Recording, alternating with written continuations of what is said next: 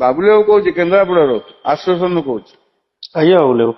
ହଁ ଏ ଯୋଉ ଚନ୍ଦନ ପାଇକରାକୁ ତମେ ଚିହ୍ନିଛ? ମୁଁ ପକେଇଛି କାମ। କାମ ପକେଇଛ ତମେ ଆଜ୍ଞା ଚନ୍ଦନ ପାଇକରା ନାଁରେ? ଆଜ୍ଞା। ଲେସ୍ କାହିଁ ପକେଇଲ? ଲେସ୍ ତ ସମସ୍ତେ ପକେଇଛନ୍ତି, ତାପରେ ମୋର ତ ମୁଁ ସିଡ୍ୟୁଲ ପକେଇଥିଲି ବି ମୋ ପେପର କାଟିଦେଲେ।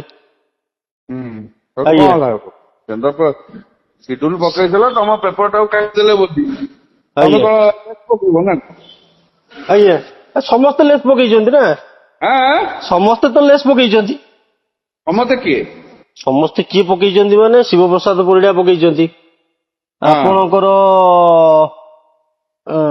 ପ୍ରଶାନ୍ତ ଦାସ ପକେଇଛନ୍ତି, ହଁ ଅମ୍ଳାନ ତାପରେ ସାମଲ ପକେଇଛନ୍ତି। ମୁଁ ତ ଏକୁଟିଆ ପକେଇନି। ତାକୁ ୱିଡ୍ର କେମିତି କରିବ ତମେ? ମୁଁ ୱିଡ୍ର କରିବିନି ଆଜ୍ଞା। କରିବ ନାହିଁ? ନା, ସମସ୍ତେ ୱିଡ୍ର କଲେ ମୁଁ ୱିଡ୍ର କରିବି। ଆଁ ସମସ୍ତେ ୱିଡ୍ର କଲେ ମୁଁ ୱିଡ୍ର ତମ କଣ କରିବି। ଠିକ ଆମେ ନେଇନୁ, ଆମେ ତମକୁ ପଚାରୁଛୁ ତମେ ୱିଡ୍ର କରିବ ନା କରିବନି? ନାଇଁ କରିବିନି। ଏଇସବୁ ମନା କଲେ କରିବନି। ଶୁଣ ସମସ୍ତେ, ବୁଝିଲ କି? ହଉ ତୁମେ ୱିଡ୍ର କରିବନି ଯଦି ଯାହା ହବ ସେଥିପାଇଁ ଭବିଷ୍ୟତରେ ତୁମେ ଦାୟୀ ରହିବ, ହେଲା? ଠିକ ଅଛି। ତୁମେ ଯୋଉ ଭାବୁଛ ଚାଲ ମତେ କାଟିଦେଲେ ମୁଁ ଆକୁ ପକେଇଦେବି, ସିଏ କାହିଁ କଲାନି, ଇଏ ଆରେ କାହିଁ ଭାଇ କଲାନି। ମତେ ଯେତେବେଳେ କାଟିଲ ମୁଁ କହିଲି ନା କାଟିଲ ନାଇଁ?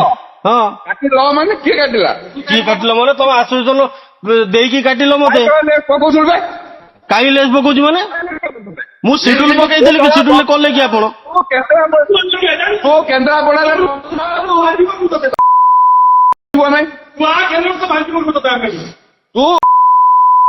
ବନ୍ଧା ହବୁ। ହଉ ଠିକ ଅଛି। ଠିକ ଅଛି କଣ ବେ? ଠିକ କଣ ଅଛି? ଠିକ ଅଛି ପୁରା। କହୁଛ ଚିଲିକାରୁ ନେଇ ଆସିବୁ ଲୋକ? ଚିଲିକାରୁ ଡାକି ଆଣୁଛ କେନ୍ଦ୍ର